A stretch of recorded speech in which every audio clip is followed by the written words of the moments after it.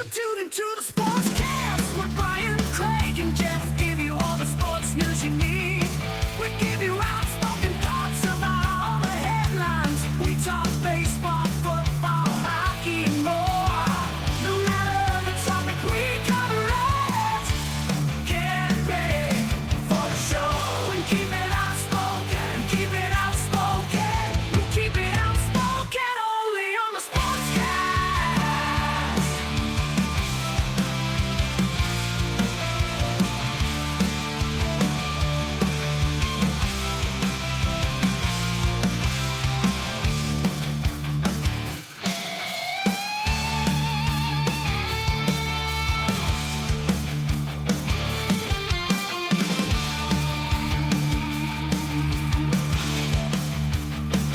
Tune into the Sportscast with Brian, Craig, and Jeff. Give you all the sports news you need.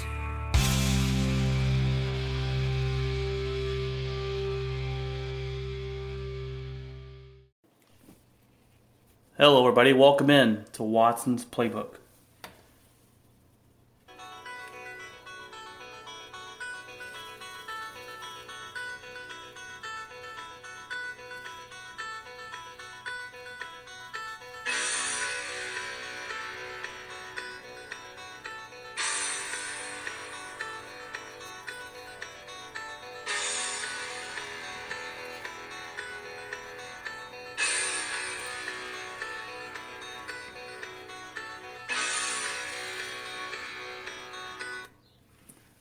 All right, everybody. If that does not get you hype, then you're dead inside.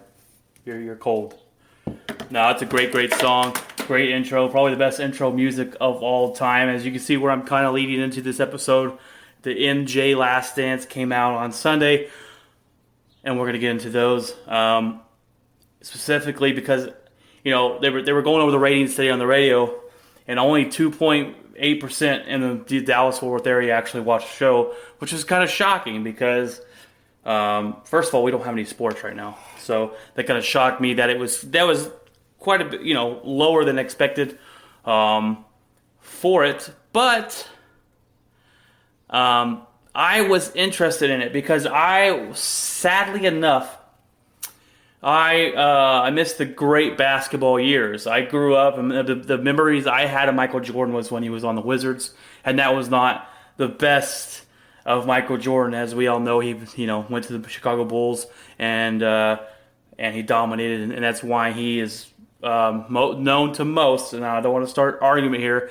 known to most to be the best basketball player to ever play the game. Now, there's an argument between him and LeBron, and some people argue Kobe and all that stuff. I'm a big Kobe Bryant fan, and I don't think Kobe takes over Michael Jordan, and I don't think LeBron takes over Michael Jordan, but you can definitely argue the LeBron case because of what he's done, what he continues to keep doing at his age, and everything like that. But I believe the best basketball era was in the 80s and 90s, and that was when it was more physical of a game. I don't like the basketball game the way it's developed. We watched it develop from playing basketball to now it's just a 3-point contest.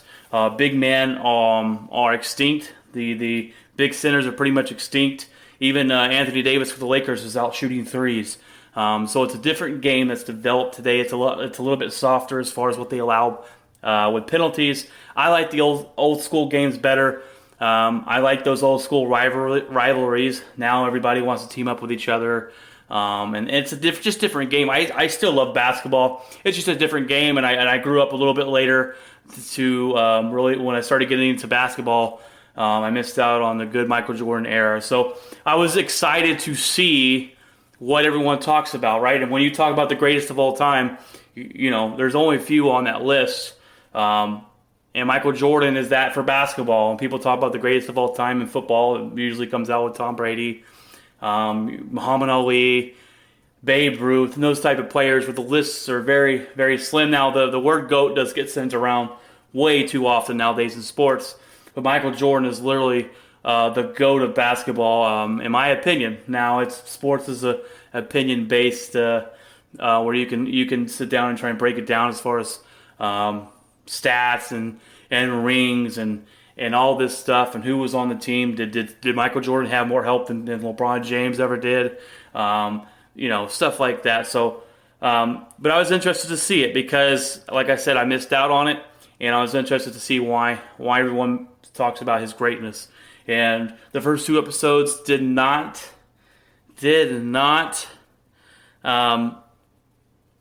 What's the word I'm looking for? They did not lack anything. They got you going. They want me wanting more. I wish they would have played out all the episodes. It's a 10-part series, and they're gonna do 2 episodes each Sunday and just keep it out. And they put it out at a good time because we're all quarantined. We have no sports, so it's good to go back and watch those games. Now, episode 1 kind of broke you down a little bit of Michael Jordan, and it starts you off, and it's the last dance is what this is called, and it's called that because it was Jordan's I believe his last season to try and get number 6 with the Bulls, and it was this chase for the ring number 6, and he goes into the difficulties that they had that season because the owner Jerry Krause wanted to unload the team and rebuild. Now, Jerry Krause in this episode, or in these episodes, has become the bad guy, and which it's kind of hard to know because I wasn't on the team and all that stuff, and you can watch it. A lot of people decided that Jerry Krause was the bad guy, but I think actually some of the things he did was pretty smart, and I'll go into that in a little bit. But he was a small, fatter white guy, and he got picked on a lot by the Bulls, and a lot of them felt disrespected by him, and they were mad that he was trying to his last season, Michael Jordan with the Bulls, or not his last season, but one of the seasons he was injured, and they didn't really want to put him back in because they wanted to lose out and get a higher draft pick, and Michael Jordan was mad because they started limiting his time because if he broke his ankle, and he doesn't, his mentality is you should always try and win, and it caused some issues between him and ownership, and that's when they talk about how it really soured from there, and it really never got any better. In this documentary, they tell Phil Jackson that this is your last season. You could go 82-0, but it doesn't matter. You're out of here.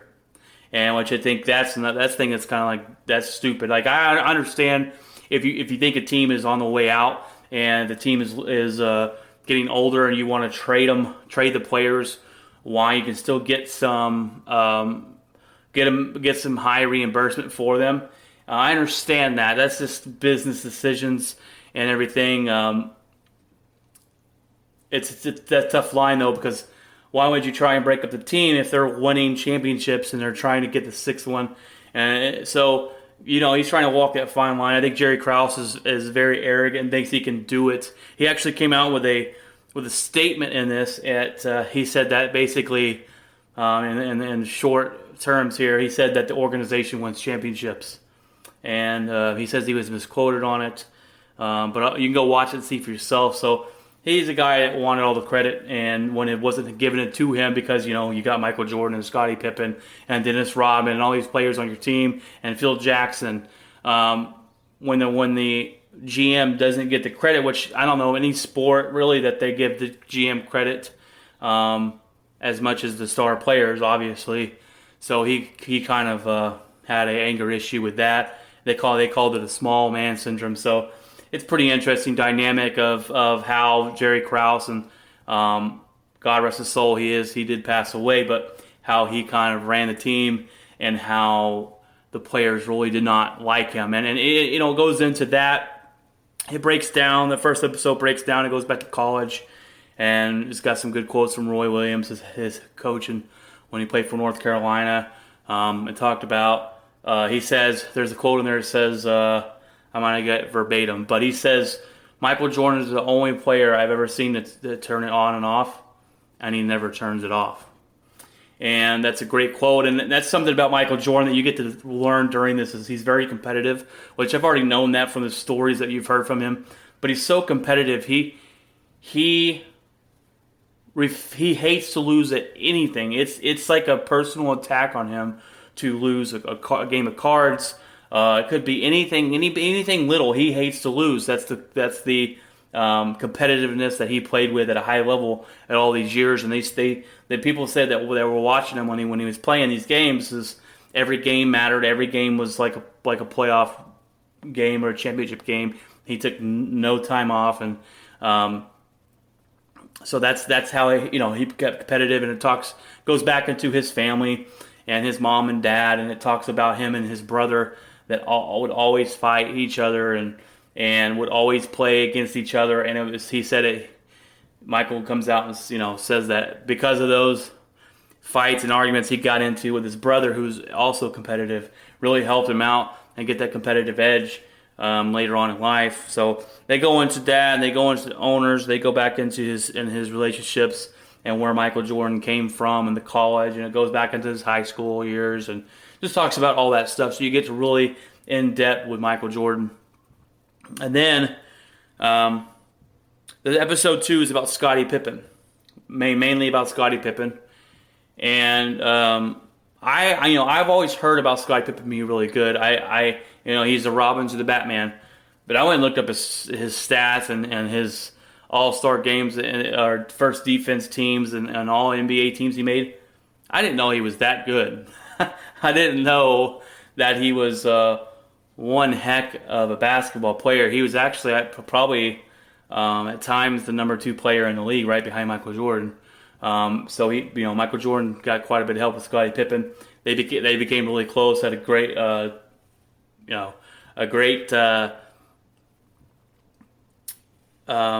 feel for each other on the court, and they got a really good connection. And started talking about Scottie Pippen. And what's crazy and it blows my mind is, so a couple of things I took away from this is the owner Jerry Krause, and he's kind of the bad guy in this episode. Another thing you take away from it is how cheap Scottie Pippen, that Jerry Krause has got Scottie Pippen to sign for. Scottie Pippen signed a 7-year, $18 million year. He was the 6th highest paid member of the Bulls, and everyone kind of feels bad for Scottie. Oh, Scottie, you're only getting paid $2-point-something million.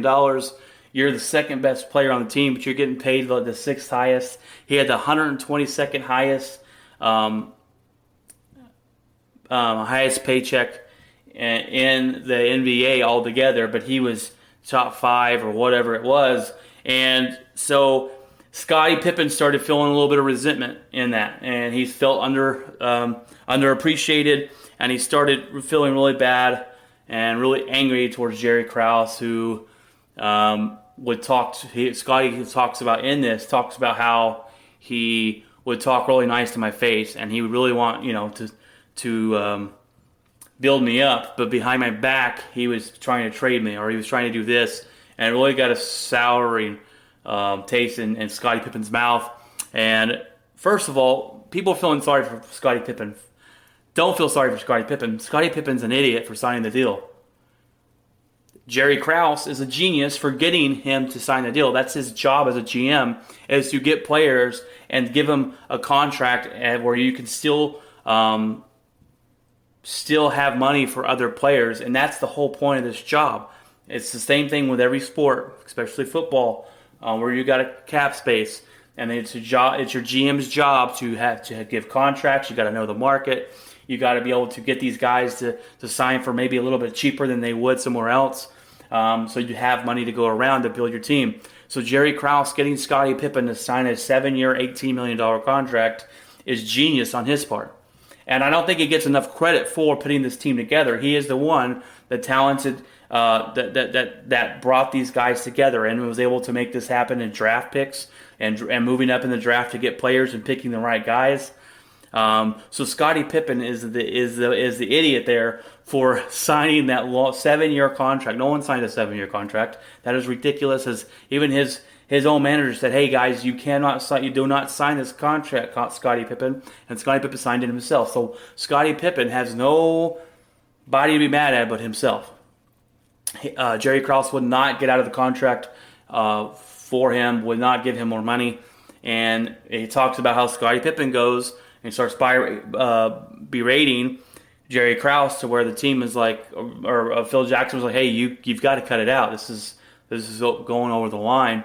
And so Scottie Pippen has nobody but to blame but himself. And Jerry Krause was a genius in that time. And Michael Jordan should have been thanking Jerry Krause for getting him one of the best players in the league to sign for that little, so they could keep adding players like Dennis Rodman and Grant to the team and signing these players.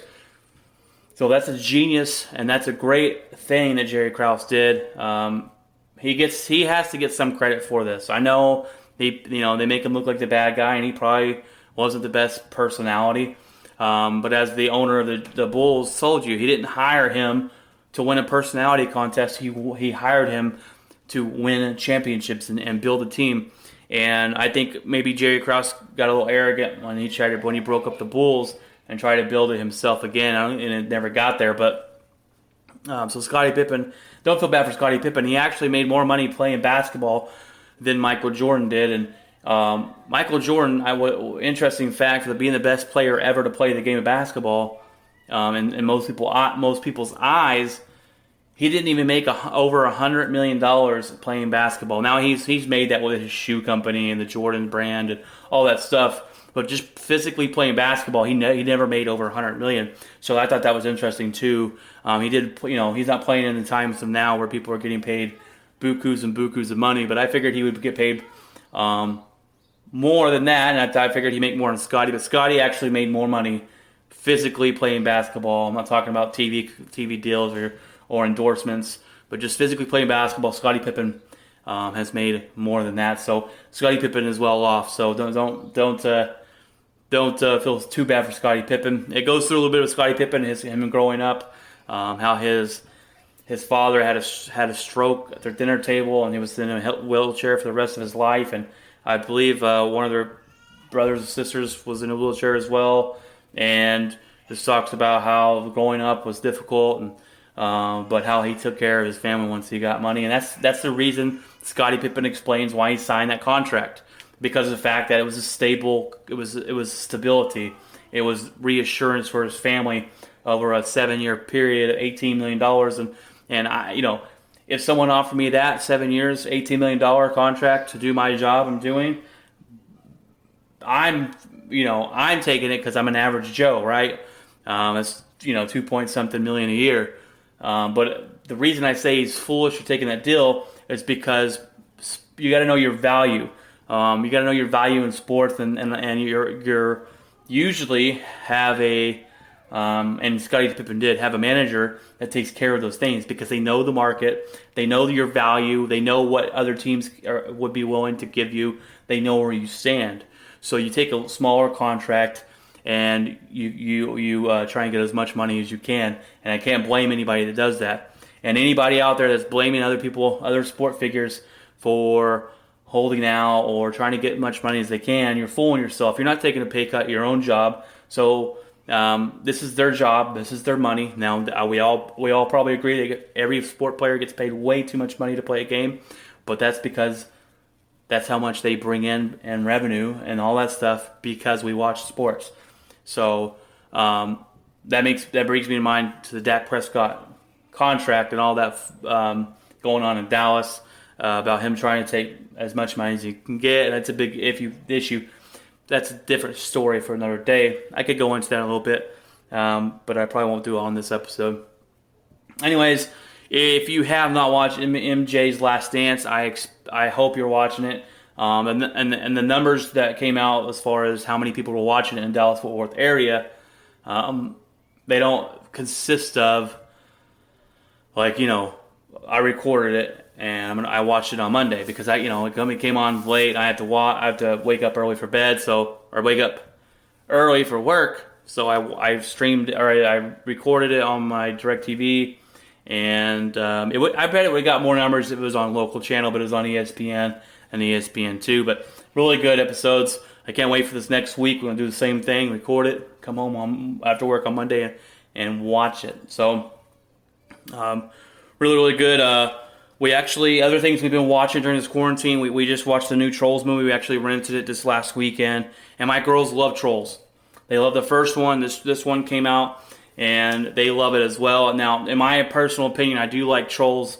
Once you have kids, you start watching these kids movies, and you start getting your own favorites. Which one's your favorite? Oh, Onward and Moana. Those are two great ones, and Trolls is good. And so we watched Trolls World Tour, and it was $20 to rent. I was like, man, $20 to rent's pretty expensive because I can go buy it for $20 when it comes out. But I got to remind myself, we're in quarantine. The girls really don't got much to do.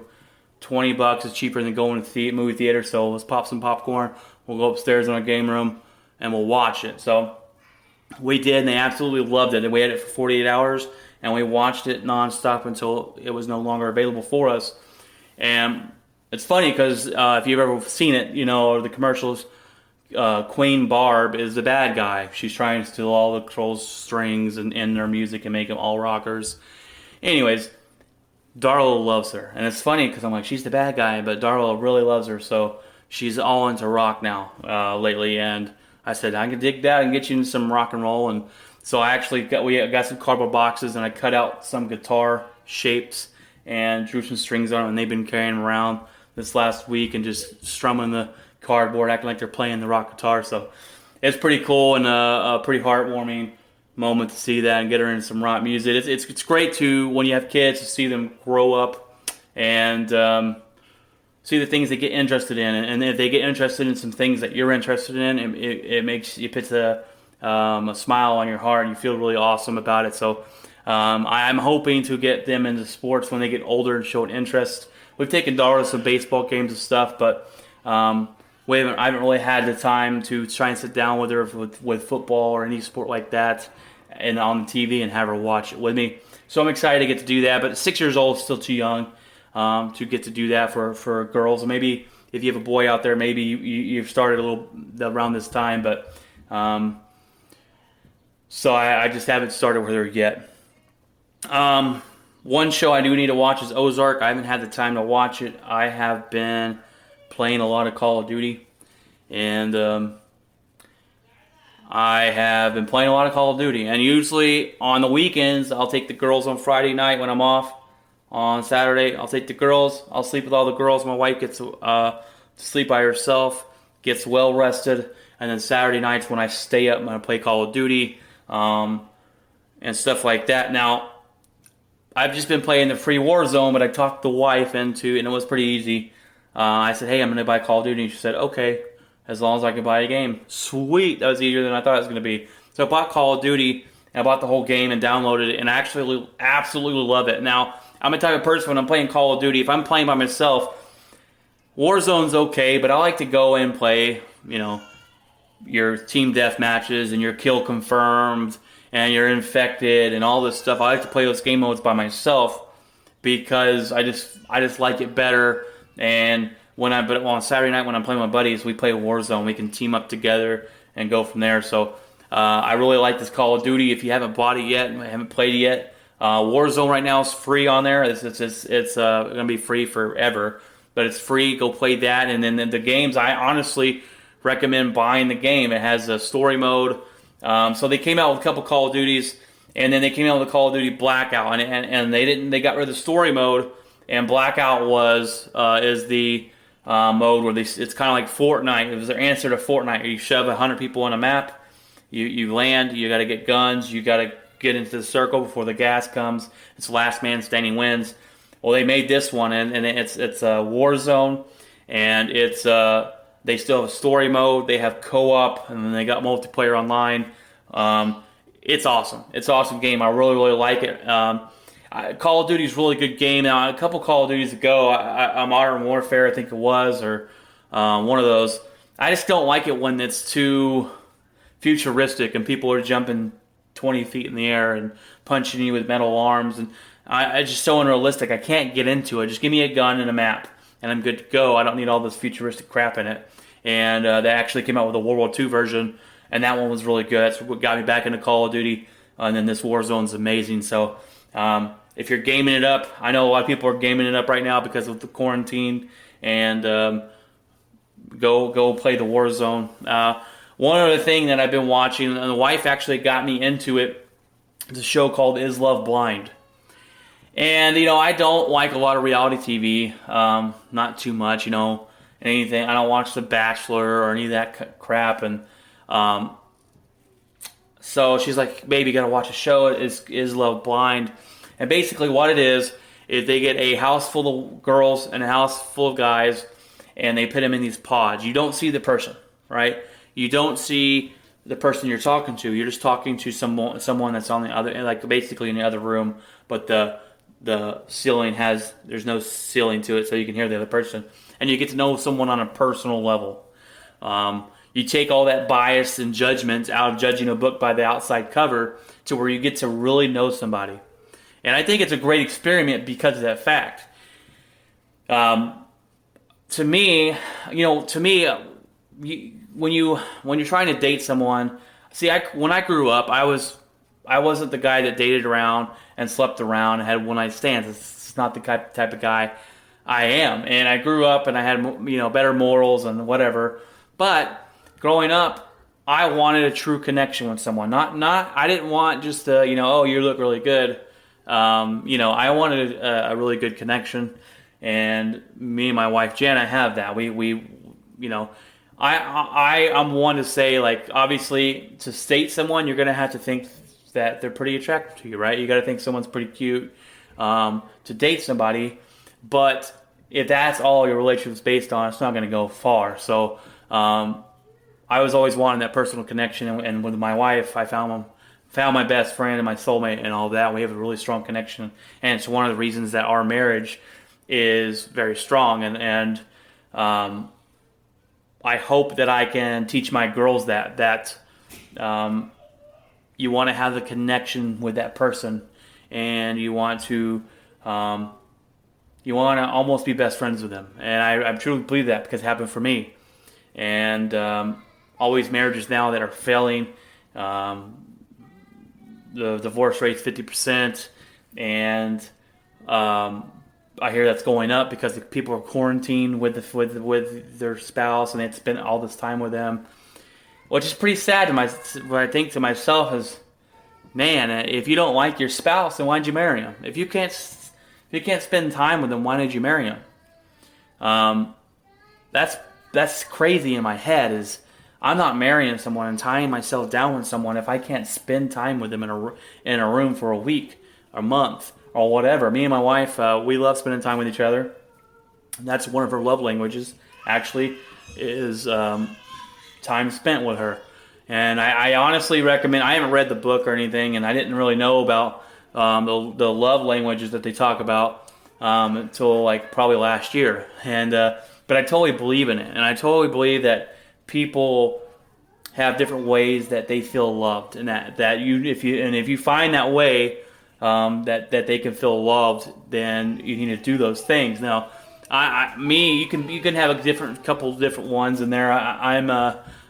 Time is a big one for me, but it's not as big. My wife is definitely time. She, even if we're not doing something, she wants me in the same room as her, and I respect that, and I like spending time with her. So it's easy peasy for me to do that. But I'm more of a physical person, more of a, hey, hold my hand, give me a hug, we give me a random kiss, and then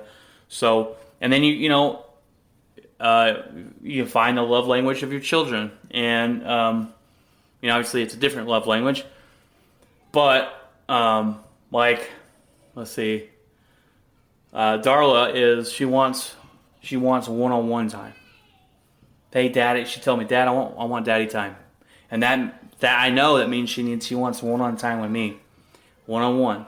Now, usually that partakes of I will just sleep with Darla, and then the girls will sleep with Jana, and we'll play games on the phone and play around before bed, and then we go to sleep. Right? Because we can't do anything right? I can't take my girls out to get some ice cream cones or anything like that, or go to a restaurant. So sometimes we'll do little dates like that for her, and for Phoebe loves it too. But as your kids get older, you'll be able to find out their love language as well, and what really clicks with them, and what you can do to make sure they feel loved and appreciated. So, but going back into the show, and I kind of got a little off topic here. Going back into the show, it's called "Is Love Blind?" I think it's a great experiment. The crazy part about it is though, so you're talking to different people in these pods, and when you find a connection with someone, if you have more dates with them, and you might have a couple when you come down to the end, you might have a couple girls that you're trying to figure out. But when you find a strong connection with someone, if you want, you can ask them to marry you. And if they say yes, then you get to meet them and see what they look like. So you already agree to be engaged before you even see this person. Which, again, I know it's crazy. I know it's insane. But it does allow you to get on a personal level with someone without, like I said, judging a book by its cover. By what they look like. So it's kind of a cool, neat experience, I think. Then you get to meet each other, and then after you meet each other, you got to go live with each other for a month. You move into this apartment they have set up for you. Actually, right after you meet each other, you go on a honeymoon to Mexico or Cancun or wherever they put them. And then after that, like 2 or 3 days there, you go live with each other for a month. And at the end of the month, you have, in that month, you're getting to know each other better. You're getting to introduce them to your family and friends, and your friends and family are thinking you're insane for doing this project and this experiment. And at the end of this, you actually go to the wedding, and when it's time to say yes or no, if you say I do, then you stay married. If you say I don't, then the whole thing is for nothing. And there's 5 couples that that actually came out of this. And only 2 of them are still married, and one of them actually broke up at the wedding, but they're still dating at this time and taking it on a slower pace. So it's a pretty interesting show if you like those type of reality shows. I highly recommend it. It was season 1 was last year, and the next season will come out. Season 1 came out last year, and the next season will come out in 2021. So looking forward to season 2 of that. I think it's pretty interesting. The next show we're going to watch is, we actually been watching Community, which is pretty funny. We're way behind on that one. We've been watching episodes of that. But then the next one is 30 Day Fiancé. And it's another one of those shows, crazy. I'm guessing you have 30 days to marry the girl. I don't know the whole part about it. But it's 30 Day Fiancé. And I haven't watched any yet. But one thing that we're going to watch, and I'm not big on that reality TV, but that kind of sounds interesting as well. So, just some shows that we've been watching here. MJ Last Dance, though, is number 1 right now. I need to plug in Ozark. We need to watch the Tiger King. I forget they came out with another episode of Tiger King, and I forget about that. One thing though, guys, I've been really looking forward to, and I've been really digging and doing some research, is a PlayStation 5's coming out. And if you heard my other episodes, let me talk that again because I did not sound right. If you've watched or listened to, or if you listened to my other episodes, you know I'm a PlayStation guy. It's PlayStation all the way, no ifs, ands, or buts. PlayStation 5 is coming out this year. Super excited. We don't know the price, and we don't know what it's going to look like yet. But I'm getting super excited for it because we know it's going to rock, and we know it's going to kick Xbox's butt. Always does, always will, and that's just a fact. All right. So for all you Xbox people out there, you can suck it. Now, when they release this PlayStation 5, coronavirus has slowed down production, unfortunately, and it says they're only going to be, it's going to slow down production. They're only going to release 5 to 6 million consoles, which still is quite a bit of consoles, so I don't think we should be that big worried about it. The PS4 release was 7.5 million copies of the console, and so I don't think that's a big of enough difference for everyone to freak out. And it's also, they're saying that it could cause the price of the system to go up. They're thinking of anywhere between $450 and $550 the price for the PlayStation 5, and I think that's, if it gets to $550, that's pretty steep. I'm hoping $399, $400 would be better, definitely. It's gonna be well worth it though, guys. This next console is gonna be great. The PS4 is amazing. The PS5 will be backwards compatible, so it's gonna be able to play your PS4 games on your PS5. It's probably gonna come out with a couple games that end on the PS4, and you can play on the PS5. It's gonna be 4K, where you can actually play in 4K and watch 4K movies and Blu-rays and everything else. It's gonna be amazing. So one thing that we've learned about the PlayStation 5 is the DualSense controller.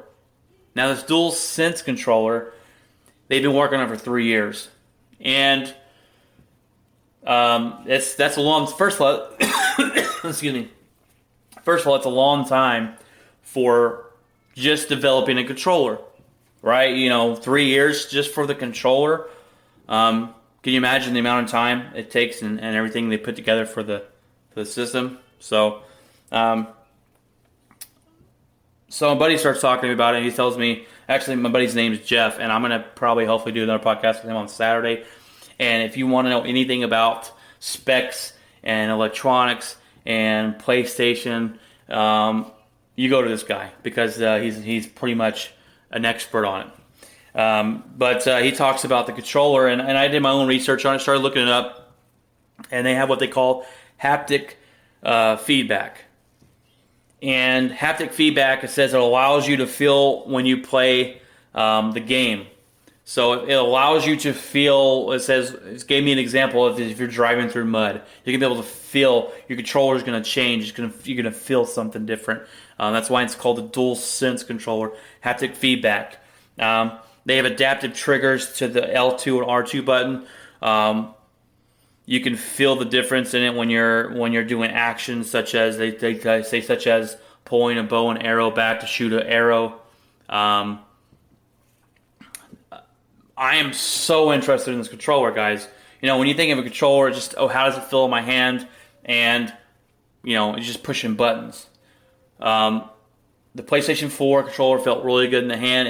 It felt really amazing in the hand. The one downside of the DualSense controller that I know of so far, without actually testing, obviously, is it is bigger than the PS4 controller, and it kind of looks like the size of an Xbox controller, maybe not as big. So people were kind of making fun of it when they first saw it, like, oh, it looks like an Xbox controller. If that's the only thing wrong with this controller, is the size of it, I think this PS players will be okay with that, because they're adding so much into it. The detail, every little detail they put in this thing. We still haven't seen the back of the controller, but we've heard there's buttons on the back. But what this is doing is it's going to give you more of a impactful gameplay. It's going to give you more of that immersion right into the game, where you feel it, where you're going to be able to feel it better. The haptic feedback and those adaptive triggers, excuse me, are going to make it where you can actually feel a difference, feel like you're playing the game. It's going to bring you into the game and give you more of a surreal experience, and I think that is awesome. I think that's what PS5 is going to do for you. They're looking to change the gaming world. Xbox is looking to make a powerful system and give you the same old stuff and the same old games with Halo and the Gears of War, okay? And PlayStation is looking to change the world of gaming. Xbox controller does nothing like this. This controller itself is something that's super awesome. It's the DualSense controller, and I can't wait to get to play it and see what happens when I play a different game. Whether you're playing a football game and you're trying to break through a tackle, whether you're playing Call of Duty and you're running around shooting bullets zipping by you. It also comes with a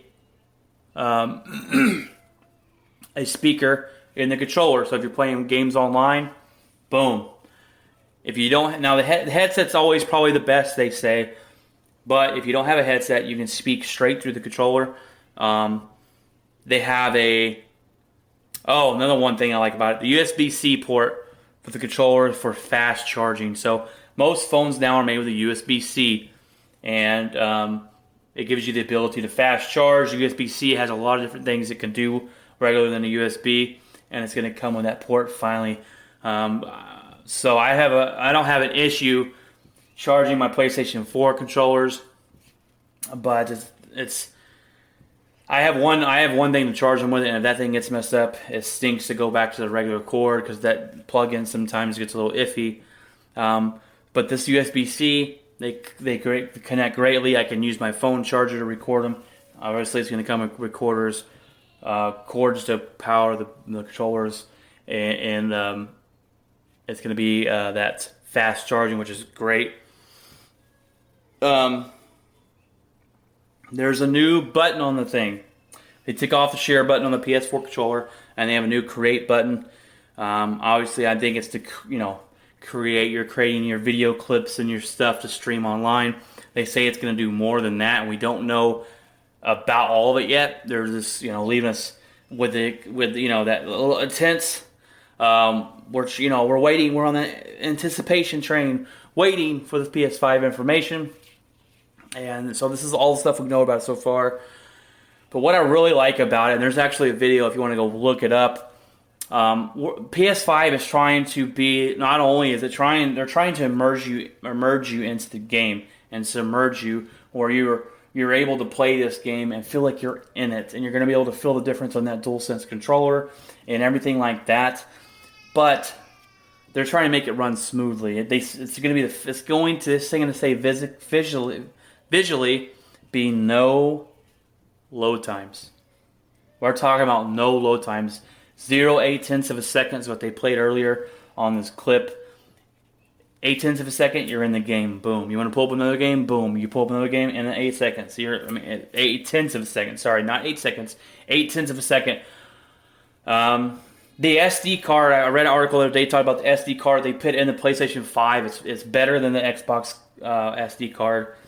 And what it does, so I didn't know they made video games this way. My buddy was talking to me about it too. And so if you ever play Zero Horizon Dawn, which is a really good game for PS4, I recommend it. But if you're looking in front of you, like your character is looking in front of you, you see, the world, but behind you is empty. It's empty, and then when you turn, it loads that part of the map. Or if you see a game where you're going through a place, just a scene in the on the gameplay, it's just the scene that comes up. It's trying to load the rest of what's going to happen next, or whatever. They do all these things to load what's coming next.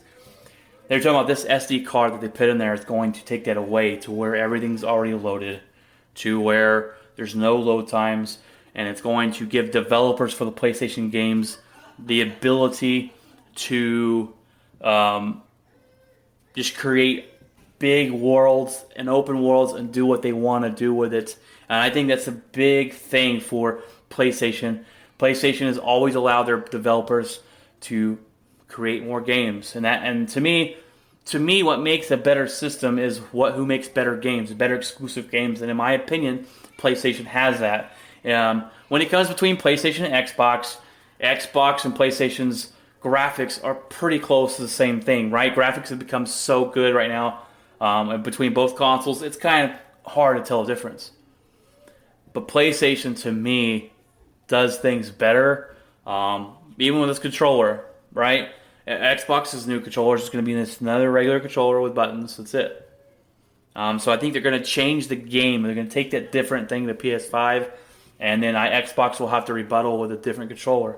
Oh, well, maybe we need to do something like this. And when you talk about the Wii and all that stuff, Nintendo's out. Nintendo's garbage. They are not competing with the big boy consoles. All right, so, but I'm super excited about the PlayStation. My buddy Jeff, hopefully we can get on Saturday. We really get in, dive deep down into the PlayStation 5. Some games that they're going to be coming out for it. Some different things like that. So hopefully look out for another episode coming later on in this weekend. So, but I hope you guys are staying safe out there. They are starting to open everything back up. Well, not everything back up as far as the Corona stuff goes and being quarantined. Here in Texas, they're opening things slowly, and which I think is smart. They're opening things. They opened parks on Monday. Where you can go to the park with less than 5 people, keep your social distancing, wear a mask. Future, I don't know if they made any more statements today about what's coming, but I think by Friday they're going to be opening up. They're talking about movie theaters, some stuff like that. So we're starting to open back up. But Georgia, we're doing it gradually. Georgia just said, screw it. We're opening up Friday. They opened up some beaches. We're opening up everything. So I guess they're going to be the guinea pig that's first doing this, where they're doing it so fast. I guess they're going to be a guinea pig for it. And I hope they don't let anybody come into and out of Georgia when they're doing this, to kind of try and contain it into the state. And I guess we're going to see what happens. We did get more numbers. I read an article today. We did get more tests back from California, and they said it's 55 times more people have the coronavirus in California than they thought. Whether they be asymptomatic, probably a lot of them are, or they had it at one point and didn't know it, thought it was maybe the flu or whatever. Whatever the case may be, they got tested. They got these tests back. Turns out the numbers are a lot higher than they thought. But that's also a good thing, because, I'll tell you why, because that means the death rate for these people that got tested recently and haven't died, the death rate is way lower than we thought. And that's because we're finally getting more people tested, and they're coming out with more tests. So if you want to get tested, I think you can now, without having to be on your deathbed or show symptoms. I don't know. I heard Walgreens, look up into Walgreens. There's one in Dallas and one in Fort Worth, I think, that are going to do 15-minute drive-through COVID-19 checks if you want to get checked out. I don't think you have to have any symptoms. You can always call and see and do your research on that. I heard it on the radio today. But so they're opening things back up, and which is good to get back to normal life. I'm still a little nervous of starting it back or going back too quickly, because you could have the second wave, and I just don't want that to happen. So and put us back in further in the hole. So we'll see what happens and go from there. I think it is because a lot of the things is they're saying, well, our state, it hasn't really been ravaged like New York or like other states, to where I think we could open it back up sooner than later. So they've canceled school for the rest of the year, which is about time, because they keep moving it back and moving it back and moving it back, the date of going back to school. So they've canceled that. We're still doing homeschooling online. So we'll see what happens with it. You know, we're just taking it day by day like everyone else, and you know, thank God I'm able to work, and hope those that are not able to work are able to get back sooner than later. We have businesses file for bankruptcy. Neiman Marcus here in Texas is going to file for bankruptcy protection. So things are getting bad out there for the economy, and I hope things are able to get back up sooner than later. But I hope that we're doing it in a smartly manner where we're not going to have this second spread and put us back further on the time frame. So that's pretty much all I got for you today, guys. I hope that you are staying safe, that you guys will be able to get back to work. I hope that you're also spending this time with your family and making some more traditions with them, and really, really understanding what's important in this life is your family and your kids and your wife and your husband and whatever. But I want to remind you guys again, if you have a story you want to share with me, please feel free to. My email is B as in Brian 2, the number 2, THEWATS @gmail.com. That's B to the Watts @gmail.com. We have that My Goliath page on Facebook. It's a Facebook page, and it'll lead you into the actual My Goliath website. You can share. It's supposed to be a place where you can share your stories of inspiration. I know you might be busy right now trying to figure everything out in your life, but if you have a story to tell me where you want to inspire other people, my story's on there about loss, and this is overcoming your Goliath. It's called My Goliath. It's overcoming your Goliath, and it's overcoming something in your life, whether it be anxiety or depression or whatever. My brother-in-law, Zach's stories up there about anxiety. My stories up there about loss. If you have anything you want to share with us, feel free to share with that. That email is btothetwatts@gmail.com. Feel free to share. We can share your story with other people and have it. It's supposed to be an inspiring opportunity for others to read your story and get something out of it. If you have any questions for me, anything you want to talk about, you can hit me up on Facebook page, at Watson's Playbook Facebook page. You can email me at the btothetwatts@gmail.com. If you want a shoulder to cry on, a shoulder to talk to at this hard time, you can also do the same as well. So just please stay safe. This is me just telling you guys to find the silver linings in this, what we're going through right now, because there are silver linings in everything that happens in your life. Silver linings exist. Sometimes they're harder to find than others, but they're there. So stay safe, have some hope, pray, have some faith, and remember to always look for the little things in life.